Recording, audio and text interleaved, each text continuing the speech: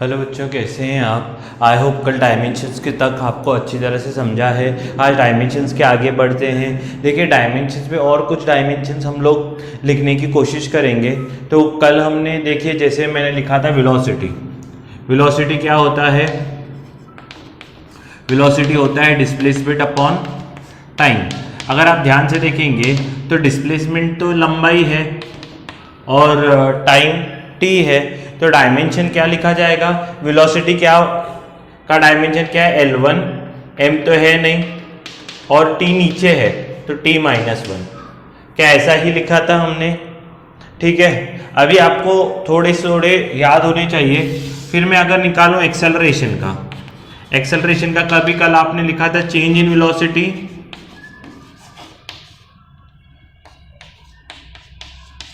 Upon time. तो change, ऊपर तो वेलोसिटी है, बरोबर है ना, ऊपर तो वेलोसिटी है। तो वेलोसिटी का कितना था? L1 m naught T raise to minus one. ये कल आपने लिखा है अपॉन टी। तो ये और एक टी ऊपर आया तो L1 m नॉट, ये टी ऊपर गया तो ऑलरेडी माइनस वन है, इसका भी कुछ नहीं है, यानी और एक ऊपर जाएगा तो T raise to minus two आ जाएगा। समझ में आ रहा है? देखिए, ये एक्सेलरेशन भी है, पर इसके अलावा ये एक्सेलरेशन ड्यू टू ग्रेविटी भी यही है। कई बार बच्चे कंफ्यूज हो जाते हैं, एक्सेलरेशन ड्यू टू ग्रेविटी भी का भी यही आएगा, क्योंकि वो भी तो एक तरह का एक्सेलरेशन है। सभी एक्सेलरेशन का यही आएगा। सभी एक्सेलरेशन का क्या आएगा? यही आएगा। जैसे एरिया है, एरिया में ट्राइंगल की निकालूं या एरिया में रेक्टेंगल की निकालूं, यूनिट तो मीटर स्क्वायर ही आएगा। यूनिट तो मीटर स्क्वायर ही आएगा। समझ में आ रहा है? एरिया ऑफ ट्राइंगल निकालने के लिए भी तो हाफ बेस इनटू हाइट लेते हैं। तो बेस और हाइट क्या है? एक प्रकार की लंबाई है बेस और हाइट। लेंथ इनटू ब्रेथ भी करूं तो ये दोनों लंबाई है L इंटू एल। तो अगर आप कोई भी एरिया लोगे तो उसमें दो कोई तो लेंथ लगेगा ही। जैसे मान लो आप कर्व सरफेस एरिया ले लो, curve surface area of cylinder, तो वो क्या आता है? 2 पाई आर एच। तो यहां पर रेडियस क्या है? एक तरह की लंबाई है। कहां से कहां तक? Centre of the circle to circumference तक, इजंट इट? और हाइट क्या है? फिर से ये लंबाई है ऊपर से लेकर नीचे तक। बोलो, बात समझ में आ रही है? तो कोई भी प्रकार की एरिया होगी तो उसके लिए दो ये लगेगी, इसलिए उसका डायमेंशन L स्क्वायर है। दो लंबाई लेनी ही पड़ेगी, तो इसलिए L स्क्वायर है। तो एक्सेलरेशन कोई भी हो, यानी सादा एक्सेलरेशन हो या एक्सेलरेशन ड्यू टू ग्रेविटी हो, क्या आता है फॉर्मूला? यानी डायमेंशन सेम ही आता है। उसके बाद हमने, आपको याद होगा तो फोर्स पढ़ा था। फोर्स क्या होता है? Mass into acceleration. तो मास तो m है जो कि m1 होगा, और एक्सेलरेशन का अभी अभी आपने निकाला है L1 m naught T raise to minus two, बराबर है। तो ये क्या हो जाएगा? इसका m का पावर 1 है, इधर m का पावर, बाकी दो तो चेंज नहीं होंगे। L1 m1 T raise to minus two होगा फोर्स का। इसके बाद लास्ट में जाते जाते आपको मैंने प्रेशर का बताया था। प्रेशर कितना है? ये है फोर्स अपॉन एरिया। आपको अभी फोर्स का पता है। हाँ, आपके मन में अभी चलना चाहिए। फोर्स क्या होता है? Mass into acceleration. अच्छा, मास तो m1 है, एक्सेलरेशन m1 तो आ गया। एक्सेलरेशन यानी डिस्टेंस अपॉन टाइम स्क्वायर, यानी L1 T raise to minus two. यहाँ तो ऊपर निकाला है, आपके मन दिमाग में अभी एक एक चीज को मैं बिठाते जा रहा हूँ, फिक्स करते जा रहा हूँ। और एरिया क्या होता है? दो लंबाई L इंटू एल, तो एरिया का क्या होगा? L square. अगर आप ध्यान से सोचो तो L2 नीचे है तो ये ऊपर आएगा, तो क्या होगा? 1 माइनस टू, यानी -1 m1 T raise to minus two. बोलो, बात समझ में आ रही है? ये 1, ये L2 ऊपर आया तो -2 हो क्या आएगा? तो 1 - 2 -1 हो जाएगा। उसके बाद नेक्स्ट देखिए, ये प्रेशर की बात चली है। फिर है वर्क। वर्क आपको पता है, वर्क क्या होता है? Force into displacement. सही बात है, फोर्स इंटू डिस्प्लेसमेंट। सोचो, फोर्स क्या है? L1 m1 T raise to minus two. जिसको नहीं आता है फोर्स को और ब्रेक करो, मास इंटू एक्सेलरेशन, जहां तक आपको समझ में आता है तब वहां तक ब्रेक करते जाओ तो आ सकता है। ठीक है, ये फोर्स का लिखा मैंने। अच्छा, डिस्प्लेसमेंट एक तरह की लंबाई है भाई, यहां से वहां तक पहुंचा, इनिशियल डिस्टेंस से फाइनल डिस्टेंस तक, तो इसको एल, ये डिस्प्लेसमेंट का है, ये फोर्स का है। ठीक है, अगर कुछ नहीं है यानी इसका पावर 1 है तो 1 + 1 ये कितना होगा, L2 m1 t⁻², ये वर्क का है। ठीक है, अच्छा एनर्जी के बारे में निकालेंगे, चलो दोनों एनर्जी के निकालेंगे। पोटेंशियल एनर्जी, सोचो पोटेंशियल एनर्जी क्या होता है, फॉर्मूला mgh, m यानी मास, मास का तो आपको पता है m1 होगा, इसको स्क्वायर ब्रैकेट में डालो। g क्या है, एक्सेलरेशन ड्यू टू ग्रेविटी, मैंने बोला सभी एक्सेलरेशन का सेम ही होगा, तो L1 m0 t⁻², और h हाइट है, हाइट यानी एक तरह की लेंथ ही है, लंबाई है, तो इसको L1 लिखेंगे। बोलो बात समझ में आ रही है? तो सोचो कितने m में, ये एक, इधर 0m, यानी m तो एक है भाई साहब। L कितने सोचो, यहां एक यहां एक, यानी L 2 है। टाइम 2। ठीक है, समझा? फाइनली उसके बाद काइनेटिक एनर्जी देखो, ½ mv²। देखो किसी भी नंबर का, इसलिए मैं काइनेटिक एनर्जी अलग से ले रहा हूं, नंबर का डायमेंशन नहीं होता है, नंबर तो नंबर है, इसलिए फंडामेंटल क्वांटिटी से थोड़ा ही ना रिप्रेजेंट होगा, नंबर तो नंबर होता है, तो हाफ को छोड़ देते हैं, वो कांस्टेंट है, किसी भी कांस्टेंट का डायमेंशन नहीं रहता। ठीक है, तो हाफ को छोड़ दो, मास का कितना होता है, 1। अच्छा सोचो वेलोसिटी का क्या है, ऊपर लिखा है मैंने L1 m0 t⁻², तो L1 m0 t⁻²।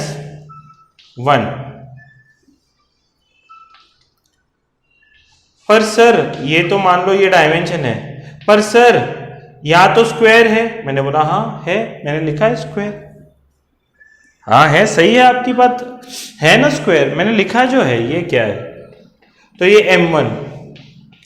तो फिर से इंडाइसिस का फॉर्मूला लगाओ, जब भी पावर का पावर रहता है तो मल्टीप्लाई होता है, आपको पता है, अगर 2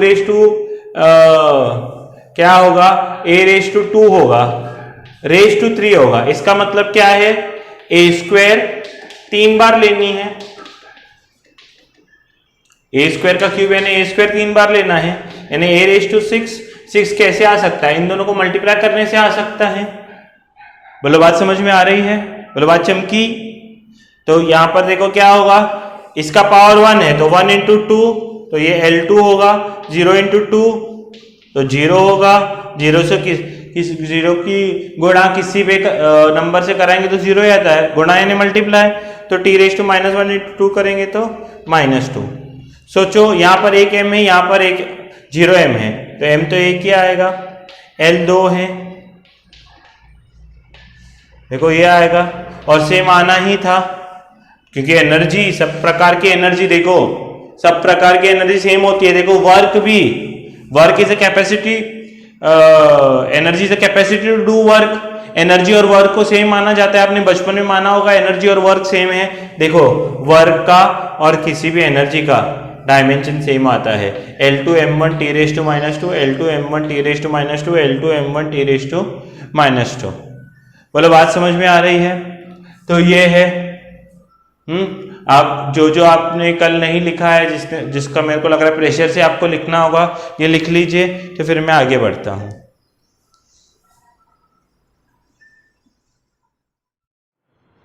एक देखिए फिजिकल क्वांटिटी जो टेक्स्ट बुक में है वो है इम्पल्स। इम्पल्स कई बार पूछा जाता है, इम्पल्स होता है फोर्स इनटू टाइम। तो फोर्स क्या होगा, अभी अभी आपने पढ़ा मास इनटू एक्सेलरेशन, मुझे याद है मास इनटू एक्सेलरेशन, तो मास तो एक आएगा, एक्सेलरेशन क्या होता है, डिस्टेंस अपॉन टाइम स्क्वायर, बराबर है ना। डिस्प्लेस, एक एक्सेलरेशन होता है वेलोसिटी अपॉन टाइम, और वेलोसिटी होता है, अभी मन में आपके डेवलप होना चाहिए, वेलोसिटी क्या होता है डिस्टेंस अपॉन टाइम। तो ऑलरेडी एक टाइम नीचे था, डिस्टेंस अपॉन टाइम का टाइम नीचे, तो ये 2 टाइम नीचे है, तो ये आपका फोर्स का है, और टाइम का तो टाइम t1 रहेगा ही, बराबर है, टाइम तो टाइम ही है, तो ये क्या होगा -2 + 1, बाकी सब तो कुछ चेंज नहीं होगा, L1 t⁻⁻1। Got my point? अच्छा, अभी देखिए एक्चुअली जो होते हैं ना, अभी बेसिकली मैंने आपको कोई एक चीज बताई कि फिजिकल क्वांटिटीज अनगिनत हो सकती हैं, अनगिनत फिजिकल क्वांटिटीज कितनी हो सकती हैं? अनगिनत हो सकती हैं, पर जो हमारे यानी फंडामेंटल क्वांटिटीज है वो तो 7 ही हैं, जो फंडामेंटल क्वांटिटीज है वो तो 7 ही हैं, तो हर लेसन के साथ ये जो यूनिट्स एंड डायमेंशन सिर्फ यहाँ रुकता नहीं है चैप्टर, हर लेसन के साथ कई बार क्या होता है, एक ही साथ सभी बहुत सारे फिजिकल क्वांटिटीज आप देखोगे कि रेफरेंस बुक में भर भर के फिजिकल क्वांटिटीज लिखे होते हैं, वो मैं एक साथ नहीं लेता हूं, हम हर चैप्टर में यहाँ से 11 से लेकर 12 तक जो फिजिकल क्वांटिटीज नए पढ़ेंगे उनके डायमेंशन तब बताते जाऊंगा, क्योंकि अभी मैं बताऊंगा परमिटिविटी, तो आपको पता ही नहीं है परमिटिविटी क्या है, आपको बोला परमिएबिलिटी, आपको पता ही नहीं है परमिएबिलिटी क्या है, समझ में आ रहा है? तो कहने का मतलब कि जैसे जैसे हम लोग फिजिकल क्वांटिटीज पढ़ते जाएंगे वैसे वैसे उनके डायमेंशंस भी निकालते जाएंगे, तो डू नॉट वरी कि कुछ क्या होता है, कई बार बच्चों के पास पुराने बुक्स होते हैं, अपने भाई बहन बड़े के बुक्स रहते हैं, पहले पेज पे सर ने तो 10 ही फिजिकल क्वांटिटी लिए, इधर तो 50 हैं 20 है, देखो सब यानी दुनिया में सभी फिजिकल क्वांटिटीज हैं, अनगिनत इनफाइनाइट फिजिकल क्वांटिटीज है, तो इनफाइनाइट फिजिकल क्वांटिटीज के क्या हो सकते हैं, डायमेंशंस निकल सकते हैं, तो मैं क्या 11वीं 12वीं डायमेंशन ही पढ़ा हूं क्या, जितनी हमको जरूरत है हम उतना पढ़ते जाएंगे, आप बिल्कुल फिक्र मत करो, आप मेरे ऊपर पूरा छोड़ दो, तो यहाँ पर इम्पल्स है। अच्छा, कई बार देखो कोई फिजिकल क्वांटिटी मैंने आपको बोला कांस्टेंट का, जैसे आपने एक फिजिकल क्वांटिटी पढ़ा है रिफ्रैक्टिव इंडेक्स, तो रिफ्रैक्टिव इंडेक्स लास्ट ईयर पढ़ा होगा आपने, बराबर है। रिफ्रैक्टिव इंडेक्स में हम क्या करते हैं, velocity of medium upon velocity of air ऐसे निकालते थे, बराबर है। यहां पर दोनों वेलोसिटीज ही हैं, दोनों क्या हैं, वेलोसिटीज ही हैं, तो वेलोसिटी है तो ऊपर भी क्या आएगा L1 m0 t⁻⁻1 आएगा, नीचे भी आएगा L1 m0 t⁻⁻1, सही है ना। असलियत में वेलोसिटी को कट कर लेती है, तो सोचो क्या होगा कि 1 - 1 L0 0 आएगा, m0 भी 0, ये -1 है ऊपर गया तो +1, तो L0 m0 t0, तो सोचो ना यहां पर मीटर पर सेकेंड को कट कर लिया है, दोनों वेलोसिटीज ही तो हैं, दोनों एक दूसरे को कट कर लेंगी, तो इसका जो भी आंसर आता है वो आपने देखा होगा, रिफ्रैक्टिव इंडेक्स लिखा रहता है 4/3, 3/2, इजंट इट, ऐसे रिफ्रैक्टिव इंडेक्स लिखे होते हैं। और ये रिफ्रैक्टिव इंडेक्स क्या है, ये रिफ्रैक्टिव इंडेक्स कांस्टेंट्स हैं, और कांस्टेंट की कोई भी डायमेंशन नहीं होती, दे आर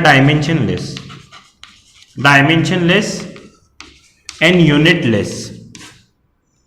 कभी भी कोई, इसलिए मैंने अभी हाफ का क्या पकड़ा, डायमेंशन नहीं पकड़ा, क्योंकि हाफ कांस्टेंट है, बराबर है। कांस्टेंट यानी कोई भी नंबर, कांस्टेंट यानी कोई भी नंबर, तो constants are dimensionless and unitless, उनकी कुछ डायमेंशन भी नहीं होती, उनका कुछ यूनिट भी नहीं होता है। अच्छा, इसका सबसे इंपॉर्टेंट पॉइंट हम लोग पढ़ेंगे एप्लीकेशंस ऑफ डायमेंशंस।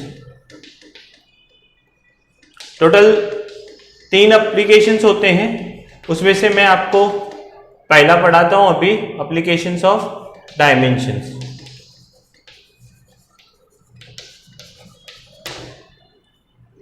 पहला एप्लीकेशन है करेक्टनेस ऑफ इक्वेशन। कोई भी इक्वेशन करेक्ट है वो चेक करना, करेक्टनेस ऑफ इक्वेशन।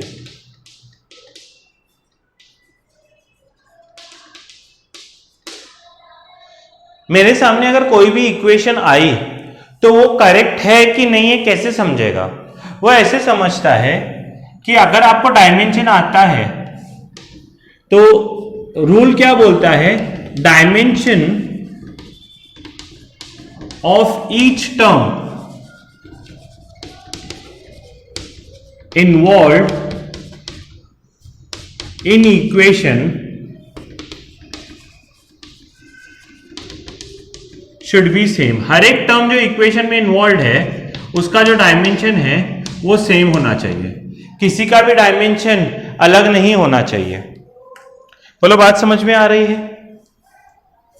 जैसे मान लो कि एक सिंपल आपके सामने मैं इक्वेशन लिखता हूं, आपने पढ़ी है, v equal to U plus A T. अच्छा, बहुत लोगों को इसमें कितने टर्म्स हैं? देखो, टर्म कब बदलता है? जब इक्वल टू और प्लस बीच में आए तो। इक्वल टू के इस साइड एक टर्म है v, यू एक टर्म है क्योंकि बीच में प्लस आया है, और ए टी एक टर्म है, यानी 3 टर्म्स इन्वॉल्व हैं। इक्वल टू प्लस माइनस आए, इक्वल टू प्लस माइनस आए तो टर्म बदलती है, यानी न्यू टर्म स्टार्ट होती है। या इक्वल टू आया तो न्यू टर्म स्टार्ट हुआ, कहां तक? प्लस तक। फिर प्लस के बाद न्यू टर्म चालू हुआ। इक्वल टू प्लस माइनस आया तो नया टर्म चालू हो जाता है। तो पहला टर्म है v यानी क्या? वेलोसिटी। तो मैं देखूंगा डायमेंशन ऑफ v क्या है? मैं एरो डाल के लिखता हूं, वेलोसिटी है। आपको वेलोसिटी पता है, वेलोसिटी क्या होता है? Displacement upon time. तो ऊपर क्या है? l, नीचे क्या है? टाइम। तो ये क्या होगा? L1 m0 t raise to minus 1, L1 m0 t raise to minus 1। बोलो बात समझ में आ रही है? उसके बाद नेक्स्ट क्या है? u है। तो डायमेंशन ऑफ u क्या है? फिर से डायमेंशन ऑफ u क्या है? फिर से वेलोसिटी ही है, इनिशियल वेलोसिटी जिसको बोलते हैं। v फाइनल वेलोसिटी है, u इनिशियल वेलोसिटी है। तो डिस्प्लेसमेंट अपॉन टाइम। तो डिस्प्लेसमेंट क्या होगा? L, और टाइम क्या होगा? t। तो ये क्या होगा? L1 m0 t raise to minus 1। बोलो बात समझ में आ रही है?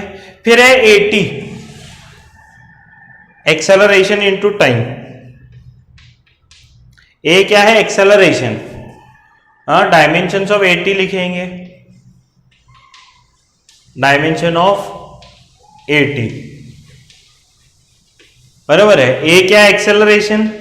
एक्सेलरेशन आपको पता है, एक्सेलरेशन का dimension L1 m0 t raise to minus 2 होता है। Velocity L1 t raise to minus 1, acceleration displacement upon time square, metre पर सेकेंड स्क्वायर होता है ना उसका यूनिट, और टाइम t1 होता है। अभी एक्सेलरेशन का आपने पीछे निकाला होगा, डिस्प्लेस वेलोसिटी अपॉन टाइम। फिर वेलोसिटी को आपने लिखा, ऑलरेडी एक टाइम नहीं है, नीचे है, तो फिर से लिखा डिस्प्लेसमेंट अपॉन टाइम। तो डिस्प्लेसमेंट अपॉन टाइम स्क्वायर हो गया। तो ये क्या होगा? L1 m0 माइनस 2 प्लस 1, तो माइनस 1 आएगा। आप देखो 3 टर्म्स थे, पहला था v, उसका डायमेंशन क्या आया? L1 m0 t raise to minus 1। बाद में था u, उसका डायमेंशन क्या आया? L1 m0 t raise to minus 1। उसके बाद था at, L1 m0 t raise to minus 1। क्या तीनों का डायमेंशन सेम आया है? हाँ सर, तीनों का डायमेंशन एकदम सेम आया है। तो अगर तीनों का डायमेंशन सेम आया है तो मैं क्या बोल सकता हूं? द इक्वेशन मैं लिखूंगा इसके नीचे, dimension of all terms are same, dimensions of all terms are same therefore equation is correct. फिर इसलिए इक्वेशन बिल्कुल करेक्ट है, बिल्कुल उसमें कुछ भी गलत नहीं है। समझ में आया? इक्वेशन बिल्कुल करेक्ट है। Got my point? हाँ, तो अगर इक्वेशन करेक्ट है तो जितने भी टर्म्स उसमें इन्वॉल्व होंगे उनके डायमेंशन सेम होने चाहिए। और अच्छा, इसलिए तो हम v इक्वल टू यू, आपने 9th स्टैंडर्ड में पढ़ा है v equal to U plus A T, correct है इक्वेशन, इसलिए तो पढ़ते आए हैं। ठीक है, आज हमने प्रूव किया कि ये बिल्कुल करेक्ट है इक्वेशन, इसमें कुछ भी फॉल्ट नहीं है।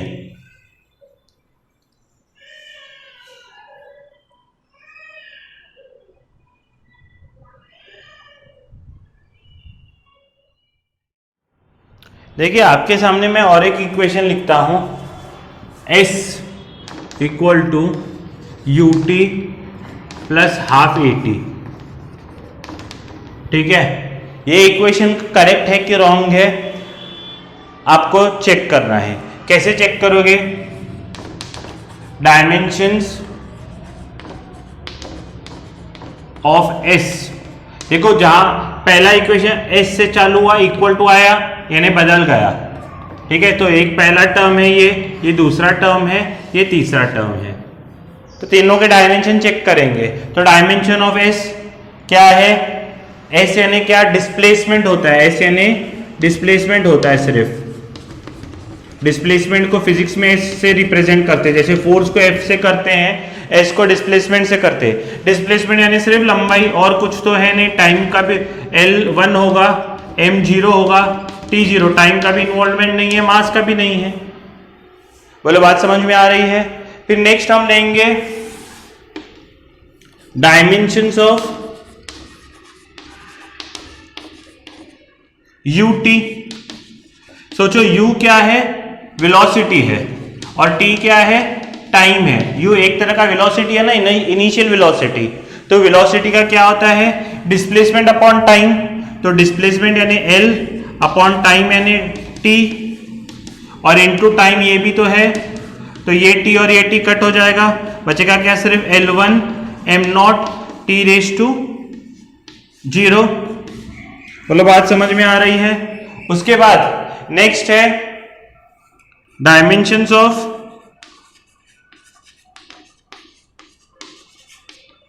Half A T. मैंने आपको बताया हाफ, तो हमको हाफ का तो डायमेंशन लेना ही नहीं है। ए क्या है? एक्सेलरेशन। एक्सेलरेशन यानी क्या? Velocity upon time into time. बोलो बात समझ में आ रही है? तो टाइम ने टाइम को मार दिया, बचा क्या? सिर्फ वेलोसिटी। हाफ ए टी है ना, सिर्फ वेलोसिटी। वेलोसिटी क्या होता है? Displacement upon time. ठीक है, वेलोसिटी क्या होता है? Displacement upon time. तो डिस्प्लेसमेंट क्या है? L1 m0 t raise to -1। क्या है? L1 m0 t raise to -1।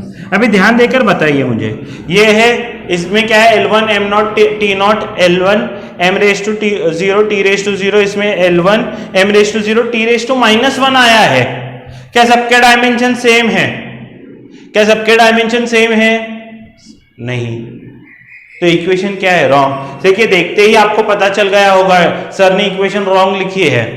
Sir को फिजिक्स आता है कि नहीं आता? अरे मेरे को दिखाना था कि अगर इक्वेशन रॉन्ग होगी तो डायमेंशन ऑटोमेटिकली डिस्टर्ब हो जाते हैं। इसका L1 m0 t0, L1 m0 t0, L1 m0 t raise to -1 आ गया।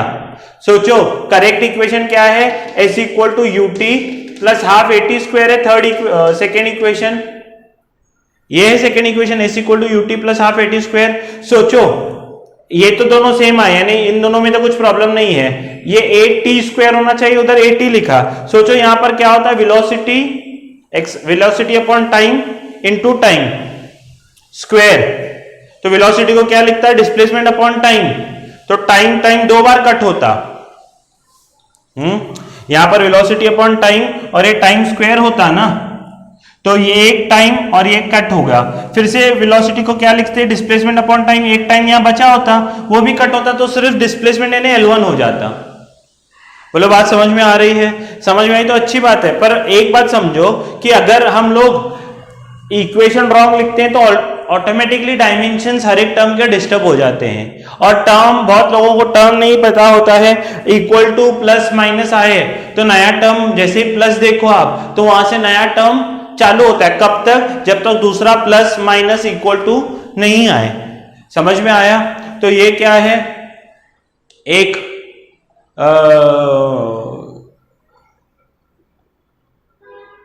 एप्लीकेशन है करेक्टनेस ऑफ इक्वेशन।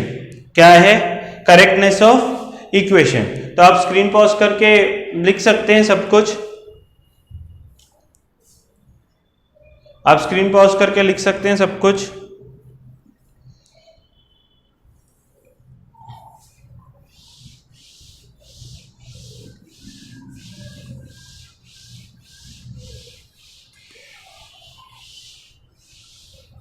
आप मेरे लिए घर से V square equal to U square plus 2a² ये करेक्ट है कि नहीं है इक्वेशन, आप चेक करके आइए ऐसे ही जैसे मैंने आपको सिखाया है। तो इस तरह से करेक्टनेस ऑफ इक्वेशन का काम हो सकता है। फिर हम कल मिलेंगे नए टॉपिक के साथ, आप आगे के एप्लीकेशंस भी बताऊंगा। तब तक आप ये एप्लीकेशंस कंप्लीट कीजिए। अपना ध्यान रखिए, अपने पेरेंट्स का ख्याल रखिए। जय हिंद।